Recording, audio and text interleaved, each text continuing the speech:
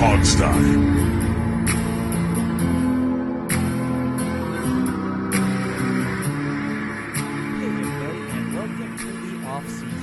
Just the Washington football team's off-season, but the off-season for the entire NFL after that boring Super Bowl happened. Steve and I talked about that on It's Just Business, but you won't hear that until, a few days from now as a listener. But Jamal, you're on here. Hey, how's it going? What did you think of that Super Bowl? I'm going to start with you on that. In the moment, I was kind of well. First off, I'm doing good. I hope everybody out here listening is doing good. I hope y'all are doing good. In the moment, I was just like awestruck, not to the extreme sense, but just recognizing how great Tom Brady is as an athlete, as a quarterback. It's incredible to see. Essentially, no matter where he goes, he's only been on 2 teams, but just seeing the type of composure that he presented from 2002 to present, and as old as he gets, he's still that same person. Mm-hmm. So seeing him commanding offense and having that team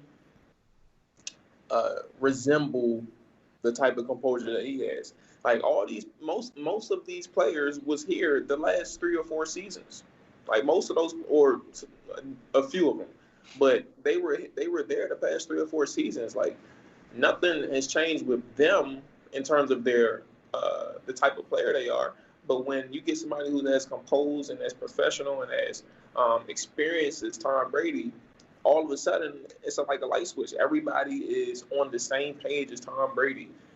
He can throw 3 interceptions in a championship game and still find his way to the Super Bowl because his team is going to rally behind him and hold it down. So on that aspect, him and Gronk was really cool to see. Happy for them too. I'm happy for Leonard Fournette. It was a lot of people who disregarded him because of what his statistical production looked like. But at the same time, he was still the same player. He just needed this type of workload, etc., to get him in the groove. He ended up showing out in the playoffs. And then I'm happy for Arians, and I'm happy for Arians, Leftwich, and Todd Bowles. Like just for personal reasons, I'm just a fan of all of them. And a lot of people in the regular season, they were so adamant that Bruce Arians isn't the right coach for Tom Brady because he's mean to him in the media, and he talks about him in the media.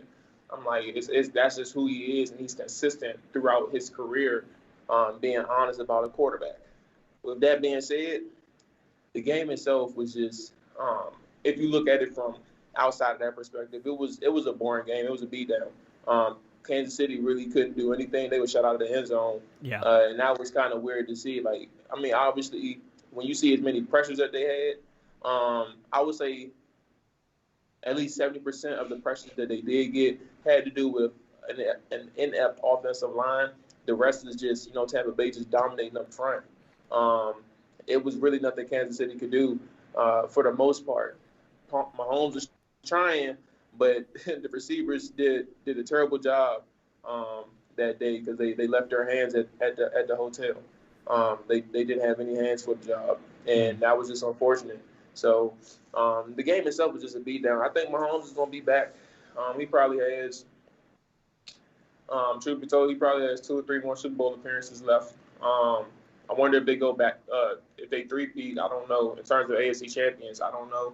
But it's a very high likelihood that they'll be back next year too. So the game was boring, but to see the dominance continue on the Brady side of things, knowing where he came from, in terms of his prospect status, it's just really good to see. Yeah, it was, first of all, I just can't good conscience root for Tom Brady. I mean, I understand what Jamal's saying. I respect that view, but I just, from a fan perspective, I just can't root for him. I'm sick and tired of him. But yeah, the game was boring. Obviously, I thought the key in the game was the Tampa defense more than anything else. Yeah. The Tampa offense produced about as expected. We all thought, between 28, 31, 32 points. That's sort of what we predicted for the Tampa Bay offense. That's what they have produced. That's about average what their level of production is. It was the defense that shut down KC. I thought the MVP should have been maybe Devin White, Shaq Barrett, somebody in the secondary maybe, because the secondary just did a number on the KC receivers, as Jamal mentioned. So the difference in the game really was the defense, not necessarily Brady. But yeah, I just we talked about the ratings an hour ago, on JB, and I think they probably lost a lot of viewers in the second half when the game kind of got out of hand. But all that having been said, the idea that we have now watched a guy win 7 Super Bowls with 2 different teams, which is 2 different teams, pretty amazing. Yeah. I don't, that having been said, this team had a ton of talent already, so he didn't exactly build a program from the ground up, but still 7 Super Bowls is incredible. That's, in the NBA, I think you're up at Kareem Abdul-Jabbar territory, in terms of championships, and Robert Horry. It's just unbelievable to win that many titles. So I do respect the average, even though I just don't like the guy, but I respect what he's done for sure. But game-wise, I thought the KC or the Tampa defense is really what the difference in the game was. Yeah.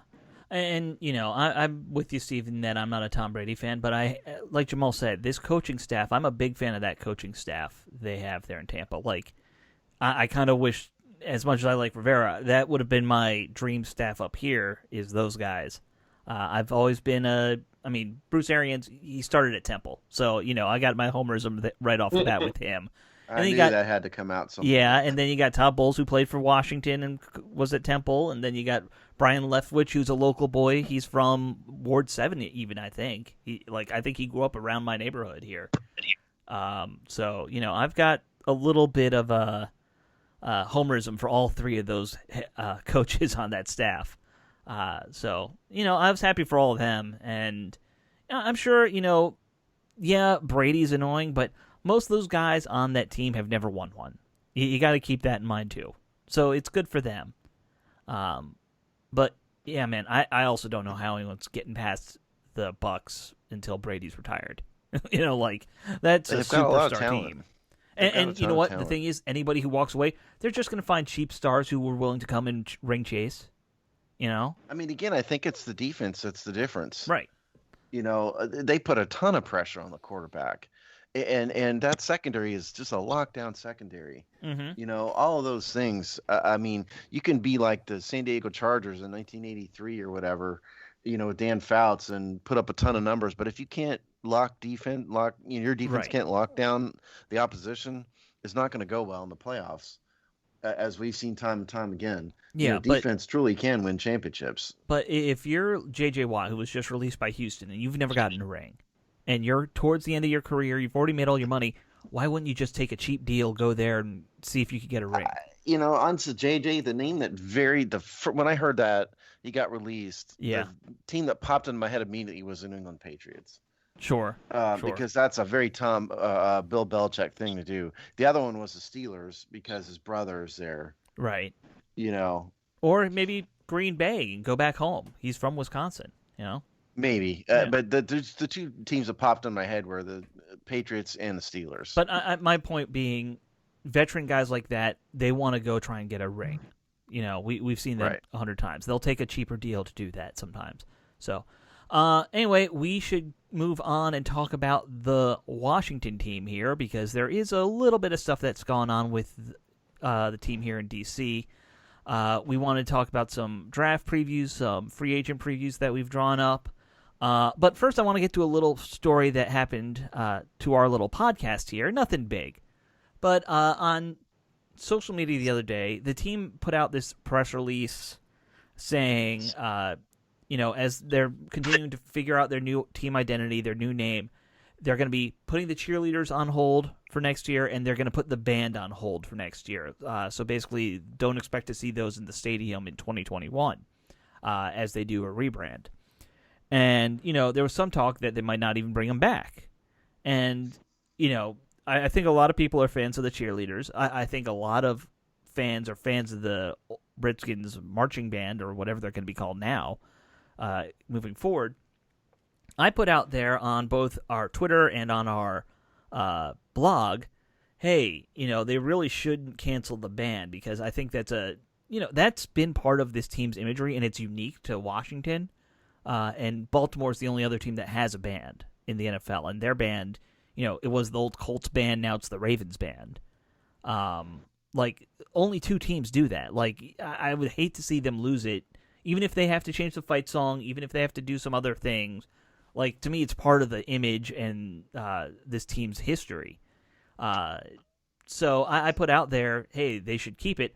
Got an interesting discussion going on our blog. Less so on Twitter. People liked possible? It on Twitter. But... That's kind of an oxymoron, isn't it? Interesting discussion on blog. Yeah, but people started coming up with good ideas, like keep There's it. a first for everything. You gotta freshen it up. One guy brought up the idea of you gotta do what these HBCUs do with their bands, where it's more of a energized culture. The band leaders are dancing and things like that, which our marching band does not do for the football team. It's kind of... Well, they don't actually march. Yeah. They do that march around the stadium still.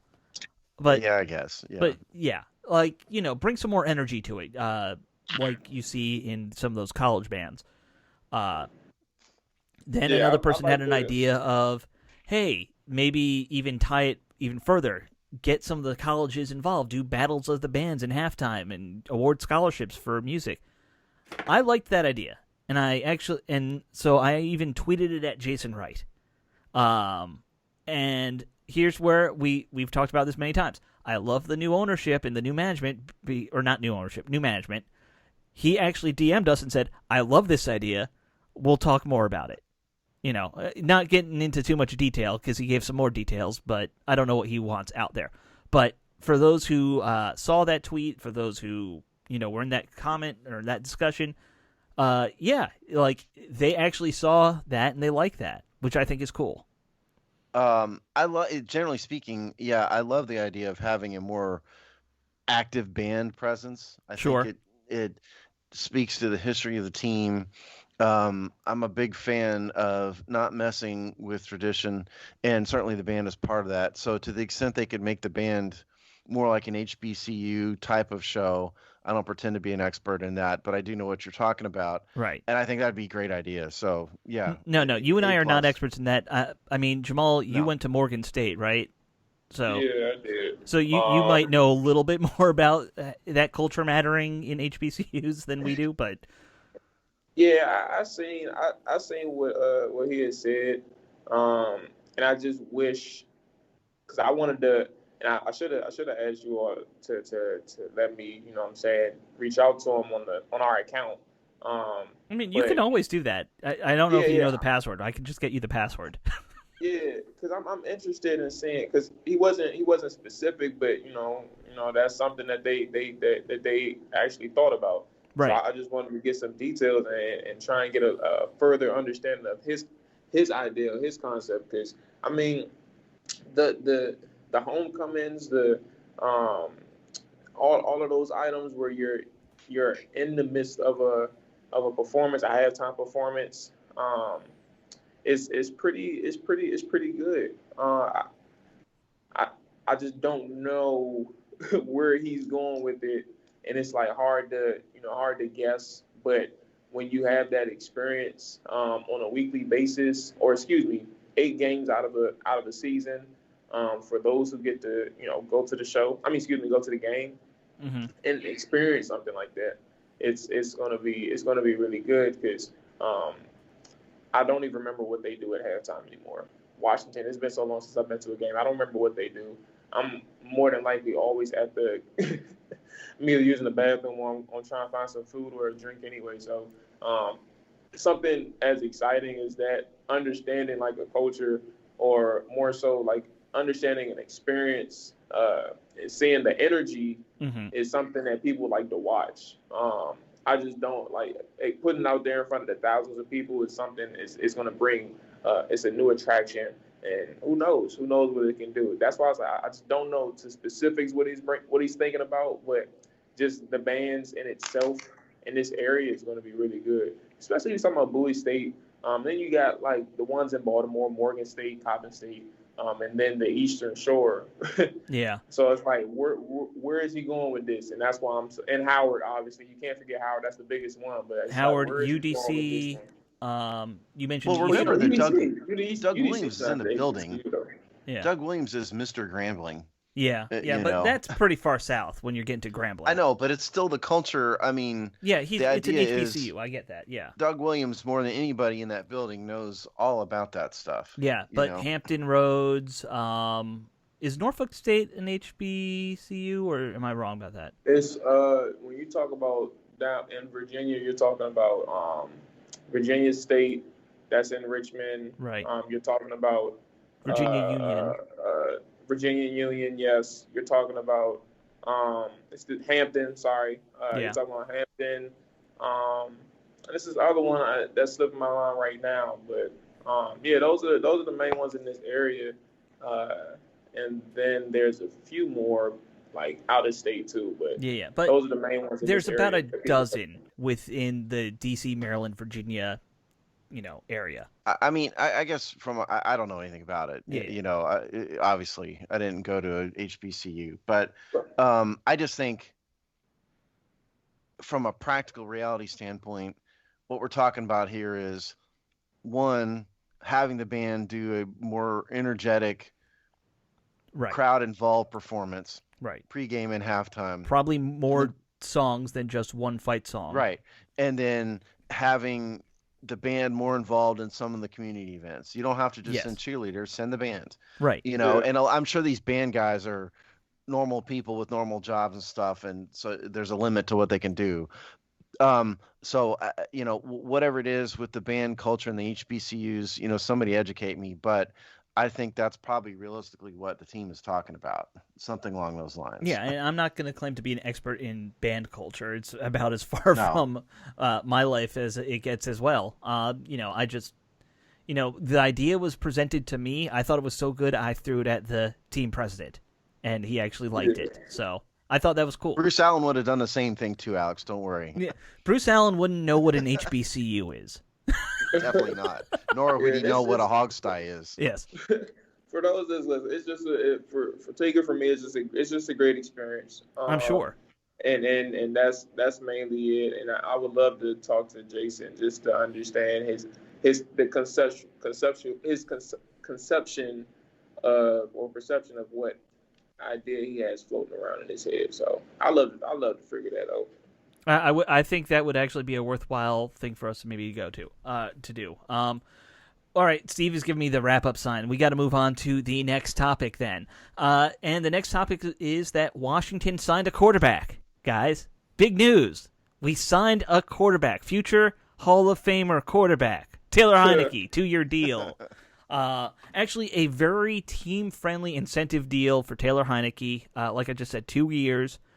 Gives them at least one guy who's going to be here for some stability for next year and the year after.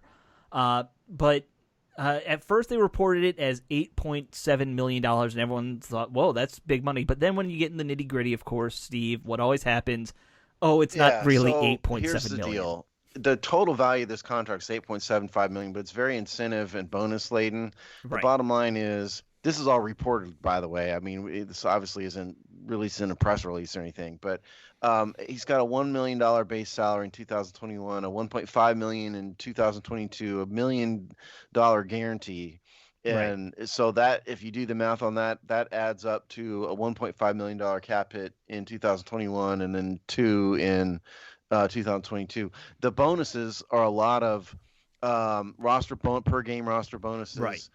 Incentives for making the playoffs, incentives for playing time. Some of those incentives, depending on what they are, may count against the salary cap.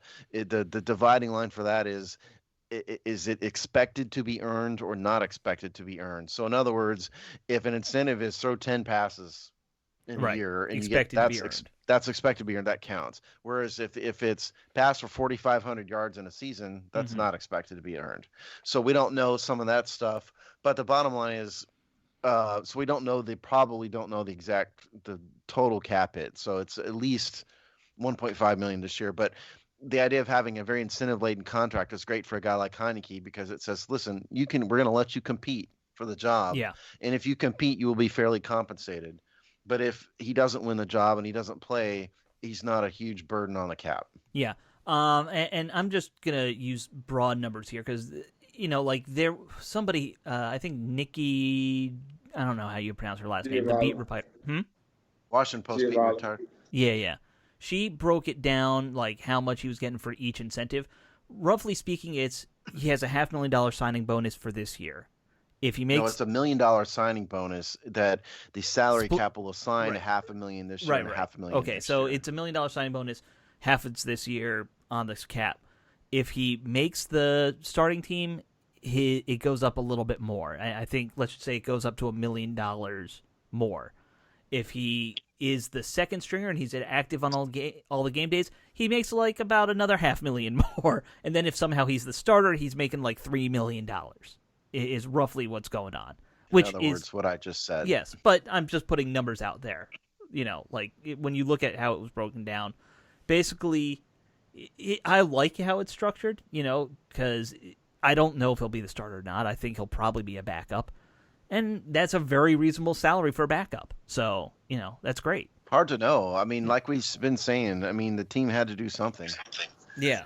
And clearly, by the way, the update on Kyle Allen is that he's still rehabbing, right? Basically, so who knows about what his health status is? And Alex Smith is Alex Smith. So right now, Taylor Heinicke is probably the man. Right now, pencil him in at number 1 because we don't know. Yeah. And of course, since we're talking about Taylor Heinicke, we should also just mention, of course, there's now Russell Wilson rumors since he's unhappy that he might come here because anyone who's unhappy might come here. This is me rolling my eyes. Of course. It's hard to pay that stuff any mind. I made a tweet, and this just reminded me I gotta update my tweet and the amount of quarterbacks that we've listed so far. But it's just crazy from a fan base perspective and the media perspective, local media perspective, how quick they're so ready to move on to the next idea of a quarterback. You start off. Look, I'm gonna give you the list. You start off in the regular season for going to tank for Trevor Lawrence. Right. Then you go to the idea of Zach Wilson. Then you go to the idea of Tyrod Taylor to not necessarily in this order now because I got to find my tweet, but Tyrod Taylor, Marcus Mariota to Matt Stafford to I would say Jameis Winston, but that was me all by myself on that train. Yeah, no one else but you. You were the captain, the engineer, the driver, and the passenger on that train, Jamal. Absolutely. Until that playoff throw, and then all of a sudden everybody's like, "All right, hold on, what's going on with Jameis?" Right. But anyway, so I'm not gonna mention him, but Matt Stafford.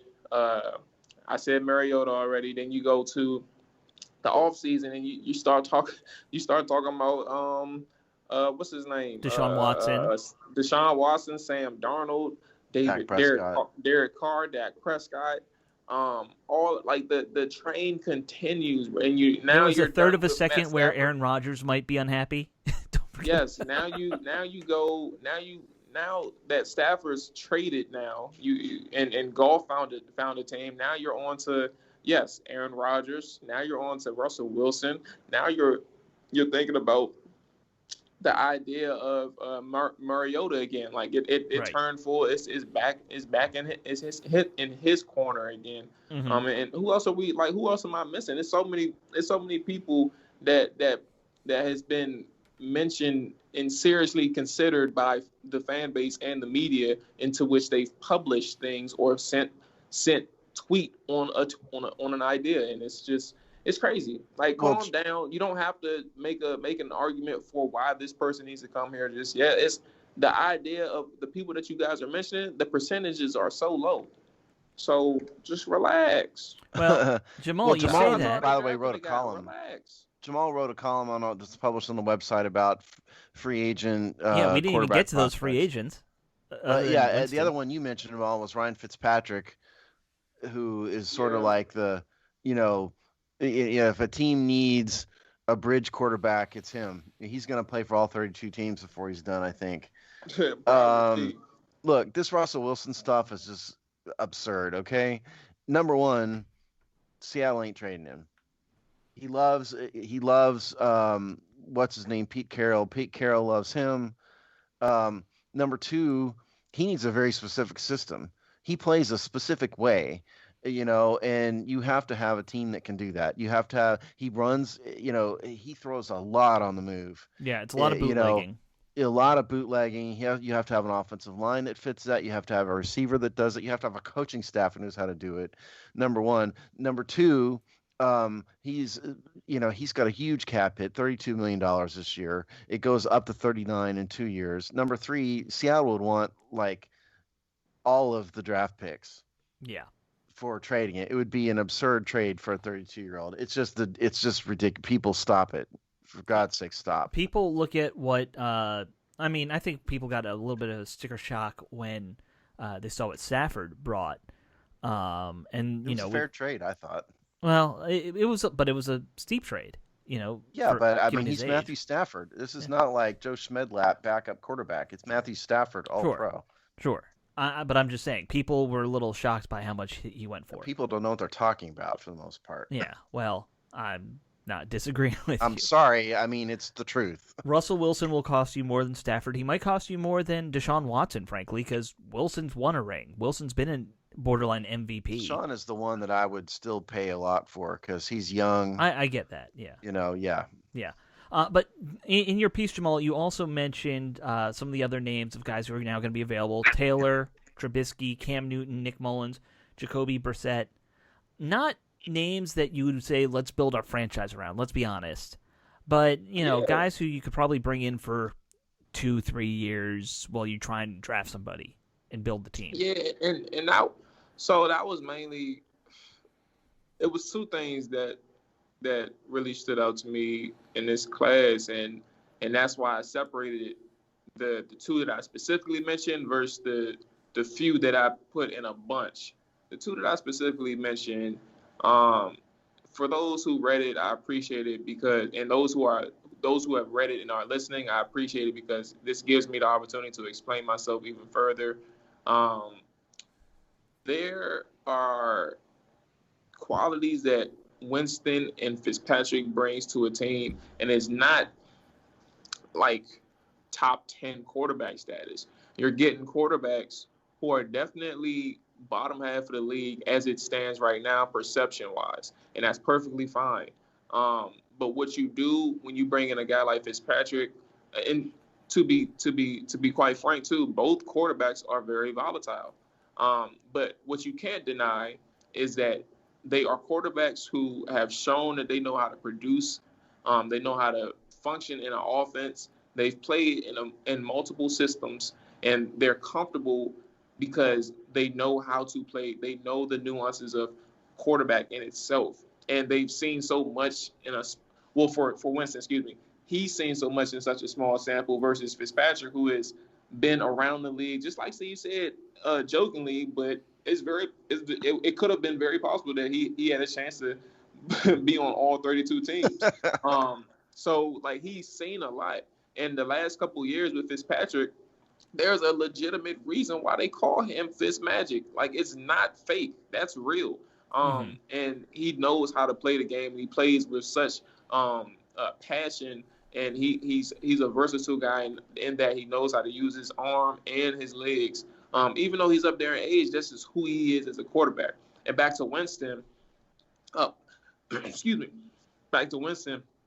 you're dealing with a guy who, yes, a lot of people fairly mentions his 30 interceptions that he threw 2 years ago. Fairly, because you cannot get around it. I think that was a record-breaking number for any quarterback. But people who fail to mention, people who bring up those 30 interceptions fails to mention that he threw 33 touchdowns and fails to mention that he threw for 5,000 yards. Like, these aren't things that you just accidentally do. And these aren't things that you just do if you are a bad quarterback. You still have to throw for 5,000 yards and 33 touchdowns. Like, you still have to do that. And even outside of that 1 year alone where he threw so many interceptions, he still had seasons where he was productive in terms of statistics and his touchdowns. Like, he wasn't always a person who threw 20-plus interceptions. He had that one bad year, and people overlooked that. And he's still young. He's only 25 or 26. So that's the thing that people miss when they talk about Jameis. There's so much potential there, and he's shown it. Even in the midst of a record-breaking turnover year, he's shown the potential that he had. So even if he doesn't go here, I'm a huge fan of Jameis in terms of whether I'm right or wrong. I'm a huge fan of Jameis because a lot of people underestimate him because of that one season, but they don't never mention the things that he did good in that season by itself. And whether and that's where I'm getting at. Like, these are two quarterbacks that are volatile, but they bring something to your team because they've shown so much. And you're missing it if you don't give Winston the opportunity to compete against Taylor Heinicke or whoever it is, Taylor Heinicke and whoever you draft. Like, these are people that can at least give you a short-term glimpse of what you can look like, and maybe one of these guys can be your future. And then Fitzpatrick, where you can hold the ship afloat for one season while you give somebody an opportunity to come in here. And now to the other quarterbacks, are you ever going to say that you can do the same thing with any of those guys? Because if you ask me, I'm not certain they can be as top of a quarterback or as comparable of quarterbacks as even those two. And like I said, those two are bottom half of the league. But can you say that the people that I mentioned in those groups are just as good or can hold afloat just like those two? I can't say that. Tyrod Taylor can't throw the football. He's so dependent on his legs. He can't throw the football. And I think he was stabbed in the lung, so that doesn't help. Yeah, either. That was earlier by the this training year. staff is what Alex is talking about. Yes. Yep, that was earlier this year, and even before that, the Chargers were looking like they were looking just like the Browns were. Mm-hmm. When he was there last or 2 years ago, they was looking, the offense, they were looking terrible, and then the Bills, they looked terrible outside of the run game. So like that's just who he is as a quarterback. And then you talk about Jacoby Brissett, who led a team to 4 or 5 wins with the Colts when Andrew Luck abruptly retired. Like, these aren't guys that you. I mean, who's the other guys that I mentioned? Like, these aren't guys that you're going to remember and say that they can help you in free agency. There's only 2 that can help you, and I just hope that at least one of them on the radar. And I hope they help this team out for the short term. Yeah, look, number one, if anybody from the TSA is listening out there who works for TSA, let me know, because I want to get Mitchell Trubisky placed on the no-fly list so he can be sure he doesn't come to DC. Because there's no way I want him near our team. Now, Jameis Winston, first of all, none of this stuff matters if Alex Smith doesn't retire, okay? Right. They're not signing any of these people if Alex Smith comes back. So all this entire conversation is predicated on the idea that Alex Smith is retired. Personally, I don't think Washington's going to cut him. Based on what Ron Rivera said at that intro press conference we had with Marty Herney and Martin Mayhew, made him sound like they're kind of waiting on him to make a decision as to his future. So all of that is predicated on the idea that Alex Smith isn't here. There's a whole discussion about that. Yeah, right. Yeah. But that's so. Jameis Winston, I think, gets a bit of a bad rap because he's a knucklehead, and people think he's a knucklehead. But he does have arm talent, which I support most of what Jamal said about him.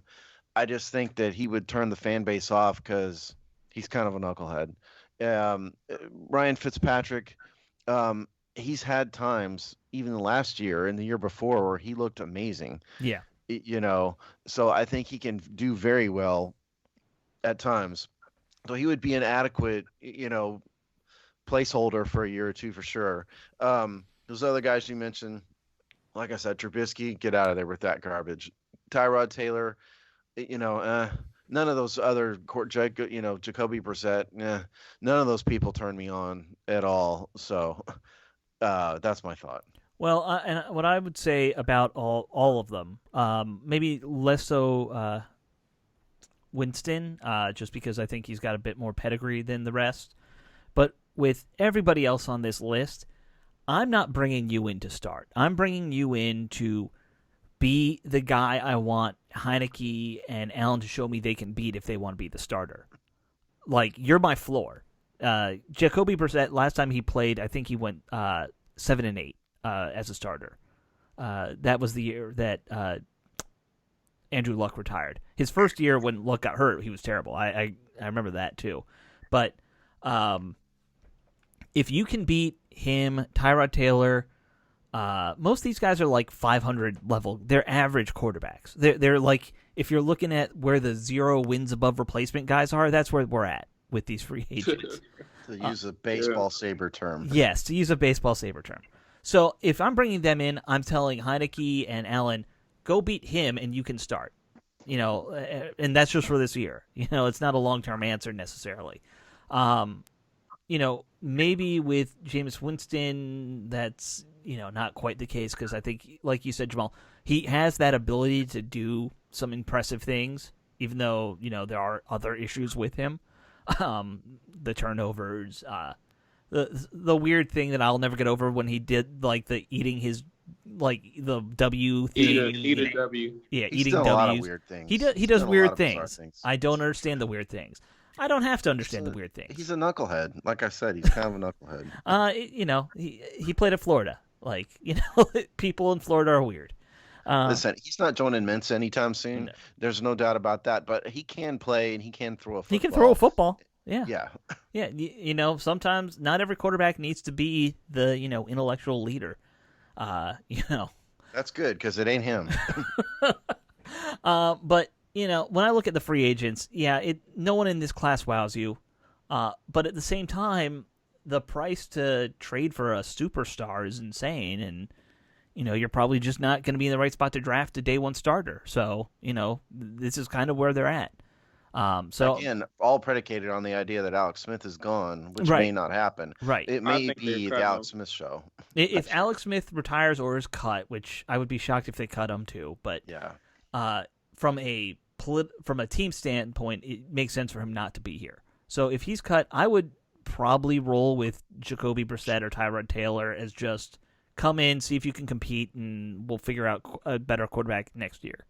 I'd probably go for Fitzpatrick 1, Winston 2, and all the rest of those guys are about the same to me, with the exception of Trubisky, who I think can't play. Cam Newton would be the guy I wouldn't touch with a 10-foot pole. I think Cam Newton's washed up. His arm has never been right after that injury. He's officially done. Yeah, he's officially done. It's to say, I do think they're gonna cut Alex Smith though. I don't think there's any reason for them to keep him on the team if they're trying to grow and develop him first from a financial standpoint and from a roster standpoint. Like it's just not feasible anymore. Like that's especially for a person who can potentially be a backup. Why are you going to pay that man $20 million? I just think it's different for him though, Jamal, because I mean, he literally almost died for this team, and you're just not you, but the ubiquitous you is just going to turn around and cut him. I just think it's something that the team doesn't really want to do. I think it would send a bad signal to the players. And so I hear what you're saying from a cold business standpoint. Sure. Yes. But I just don't think the team is going to do that for those reasons. We'll see. We got a few more. We got a couple. We'll few more it's weeks. It's a tough spot. It really free is. agency starts. Yeah. All right. Well, why don't we move on to the last topic that we had on the agenda for today? And this is also based off of something Jamal wrote this week, where we're starting to look at prospects in the draft. And Jamal, you started with interior defensive line. So I'm going to kind of turn it over to you. You can take us through some of the guys you were looking at and tell us kind of what your thinking process is about the draft and interior defensive line. Yeah, so I looked at, or I just thought about the concept of what is going to be the future of our defensive line. And, I mean, it's known and it's pretty obvious that eventually there's going to be turnover at the position. So, sure. But right now, you're not necessarily focused on turnover. You're focused on drafting and developing whoever it is that you feel like is worth, or who can be brought in and molded into the system that you guys have. And Washington has about five. I would say five. We're talking about Payne, Ioannidis, Allen, Settle, and the guy coming off the COVID, Caleb Brantley. Right. Brantley, you're talking about guys that are pretty solid at their position in terms of the interior defensive line. Like that's a pretty solid group of people and players that are definitely not leaving the rotation anytime soon. So when you think about that, who are you gonna bring in to take the reins when one of them leaves, or because somebody's gonna leave? So with that being said, I tried to take a stab at some of the prospects who may be available in the mid rounds. Knowing Ron Rivera, and I can be fact checked on this, but I do remember him being a defensive draft person. Like he does like the draft defense in terms of percentages, and I think mid rounds is somewhere where he can take an opportunity to let that, or to take a shot on that prospect to develop. Anyway, there are 5 that I mentioned that can possibly fit that, and 2 of which I do feel may go higher than the 3rd round.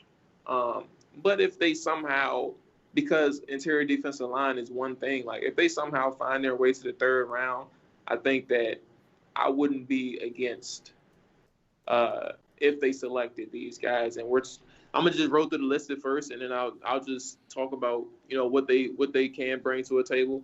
Mm-hmm. You're talking about Christian Barmore from Alabama, 6'5", 310.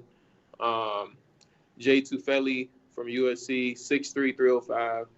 Marlon, this last name I'm gonna struggle with, but Marlon Pulatu, 6'2", 308 from USC. Marvin Wilson, 6'3", 319 from Florida State, and then you have Ellen McNeil, 6'2", 315 from NC State. I think McNeil is definitely going to be one of the guys who will be in the mid rounds by the time the draft comes, mid to late rounds actually. By the time the draft comes, he has a versatile football background that kind of helps him. Like he's played linebacker, he's played running back. He's a fluid guy in general. Like you play those positions because you know how to move, especially in high school.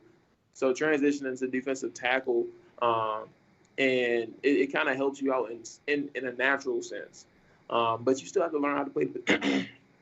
Excuse me. You still have to learn how to play the position, and I think that's where the raw comes in, the raw ability.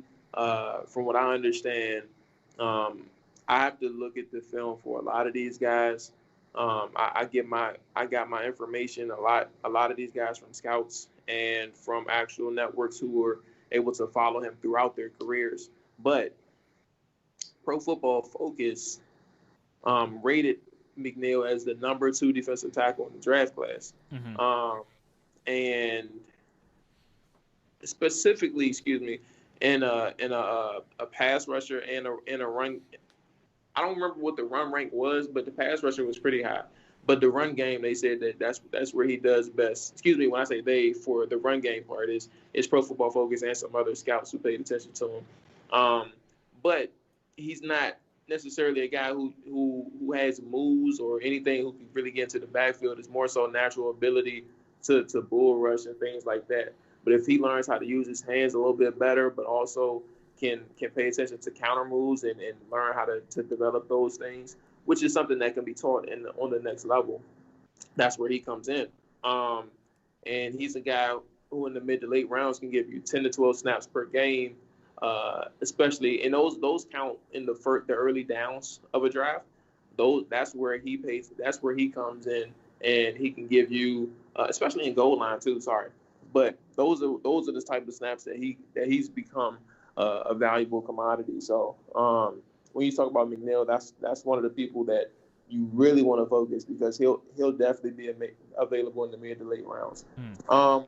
The 2 that I'll knock out that'll probably be that can possibly be gone before the 3rd round hits are Christian Barmore from Alabama and Jay Tufele from USC. Barmore, for obvious reasons, Alabama, undefeated season, good defense. He is a guy who's probably listed as one of the better interior defensive linemen in the draft. Essentially, sorry for the pause, but essentially, this is one of the guys that's probably highly regarded by the most scouts that I took a look at. They think that he can probably find his way into the late first rounds. So you're just hoping that because of the position, like you don't really get that many interior defensive linemen that goes first round.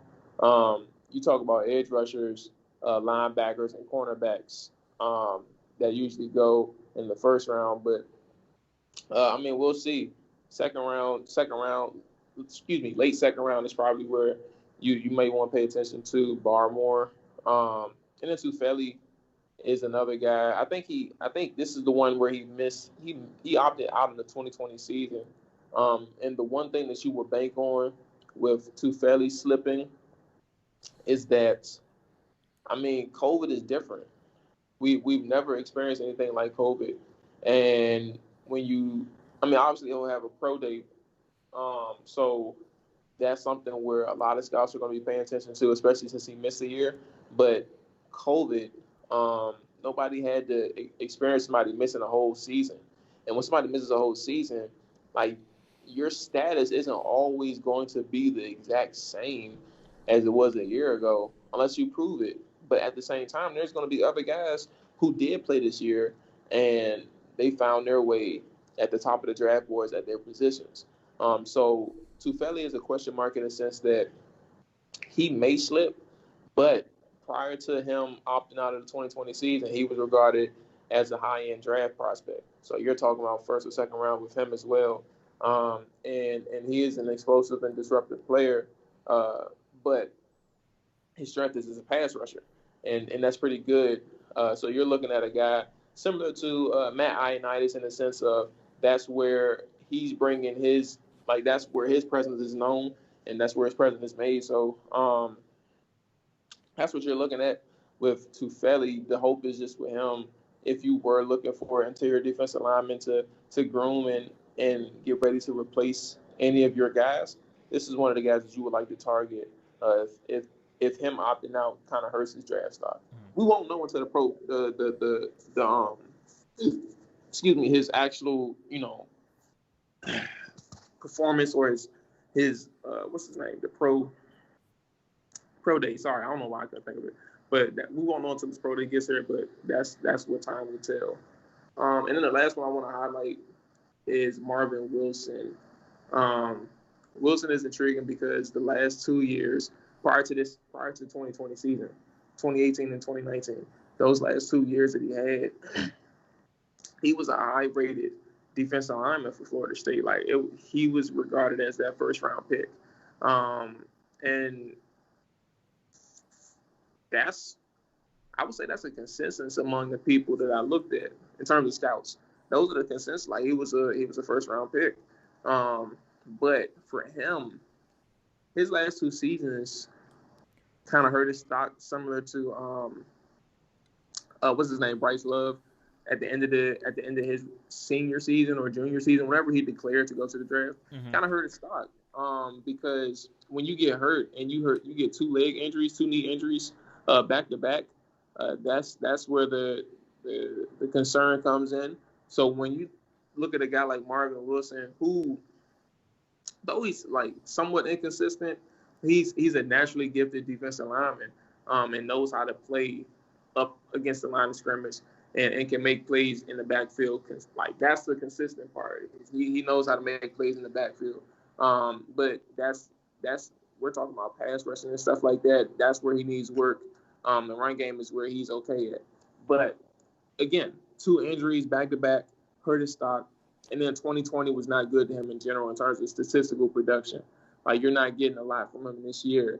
And that's where his stock drops from a first round to, you're looking at possibly third, anywhere between 3rd and 6th.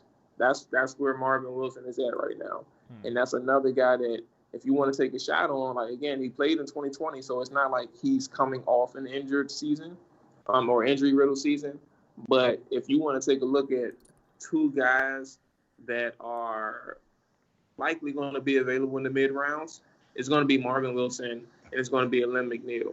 And those are guys that you probably want to target in terms of development and getting ready to replace the guys that's going to eventually cause the turnover at the defensive line position. So that's basically it. There's a couple guys that I didn't speak on the specifics, but it's there in the article itself. But that's basically my summary of the developmental prospects for Washington. One of John Allen, Deron Payne, Matt Ioannidis is not going to be a long-term Washington player. Sure. I guess they can't afford him. Tim Settle's contract is up in 2021. I think he's probably, sort of your next man up of this group. Then you've got guys like James Smith-Williams and Caleb Brantley. So, yeah, there's going to be turnover. I don't think it's realistic to think that having been said, I don't think it's realistic to think that Washington's going to draft spend a high pick on a defensive lineman of any type. They shouldn't do that. And I don't think they should spend a third rounder on a defensive lineman. But it wouldn't surprise me a whole lot if they took a back, mid to late round pick on a defensive lineman. Sure, why not? Because again, for those reasons, they could use them. I think guys like Barmore, they're going to be gone. I think Tufeli is going to be gone. Some of the back of the round guys that you mentioned, specifically McNeil and Wilson, maybe those two guys might be decent additions, to Washington, given the contract status of their group. Mm.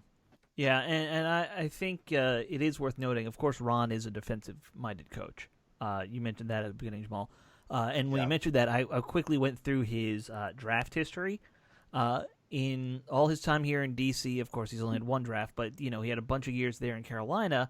Only one season did he not draft a defensive lineman, and then in many seasons he drafted multiple. So, the odds are we'll at least come away with an end or a defensive tackle somewhere in this draft. That's just in their nature. And if you're doing a good job at drafting, I should say, you have to address each position group. So, he's got to at least he'll probably have to get at least one lineman somewhere. I think so. Yeah, I think so. It's just the nature of the game. You don't want to ever go too heavy on one position group in a draft. Yeah, but listen, it's going to be a back of the draft type. Yeah.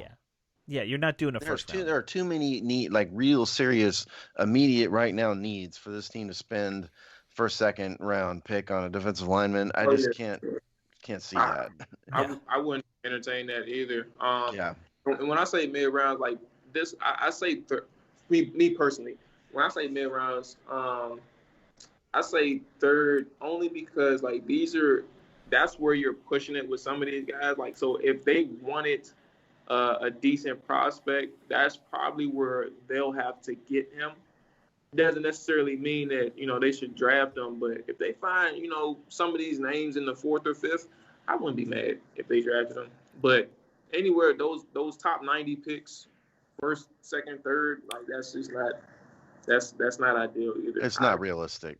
This year. It's not. But Jamal, great job on both articles, by the way. I'll just say that. And I know you just kind of gave us a note that you got to wrap it up, and which is fine because we are right around the end of the show anyway. I don't know. Do we have any house business we need to tell people about, Steve? I know, we're hitting the off season.